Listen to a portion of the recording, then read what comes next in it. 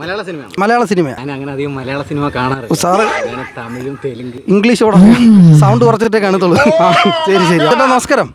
ഇതൊരു സിനിമയായിട്ട് ബന്ധപ്പെട്ടൊരു ഗെയിമാണ്. ഞാൻ കുറച്ച് സിനിമയുടെ ക്യാരക്ടേഴ്സ് അടങ്ങിയ ഒരു കാർഡ് തരാം, ഒരു 5 കാർഡ് തരാം. സൂപ്പർ ഹിറ്റ് ചിത്രങ്ങളിലെ ക്യാരക്ടേഴ്സാണ്. അപ്പോൾ ഏത് സിനിമയിലാണെന്ന് പറഞ്ഞാൽ മതി. അപ്പോൾ ക്യാമറയിലോട്ട് ഓരോ കാർഡ് ഒന്ന് കാണിച്ചാക്കണേ. ആദ്യത്തെ കാർഡ് ഒന്ന് കാണിച്ചേ.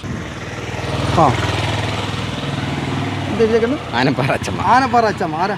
ഇത് ഗോഡ് ഫാദർ. ആ ശരിയായ ഉത്തരമാണ്. ആരാ ചെയ്തേക്കുന്നത് അറിയാലേ? ധർമ്മേന്ദ്ര. അത് നമ്മുടെ പുലിവാൽ കല്യാണം. അത് ശരിയാ, കറക്റ്റ് ഉത്തരം. മോഹൻ തോമസ്. ആരാന്ന് മനസ്സിലായോ? ക്യാരക്ടർ വശമല്ലേ?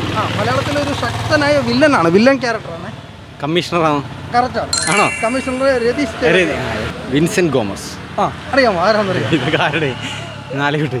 ഇത് കൂടെ ശരിയാക്കി കഴിഞ്ഞാൽ നിങ്ങൾക്ക് എത്ര? 4 3 ആയിട്ടുണ്ട്. നായക കഥാപാത്രമാണ്, മലയാളത്തിൽ സൂപ്പർ സ്റ്റാർ ചെയ്തതാണ്. സൂപ്പർ സ്റ്റാർ അത് കൂടുതൽ പറയാൻ പറ്റത്തില്ല. പഴയ പടമാണ്. മോഹൻലാലാണ്. അത് പടത്തിന്റെ പേര് പറയണം. പഴയ താരങ്ങൾ, ഒരു പഴയ കാലം.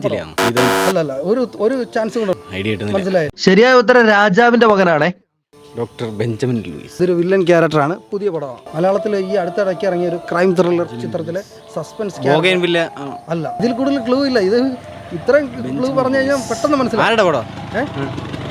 കുഞ്ചാക്കോ ബോബൻ. മനസ്സിലായി. ബോഗൻവില്ല.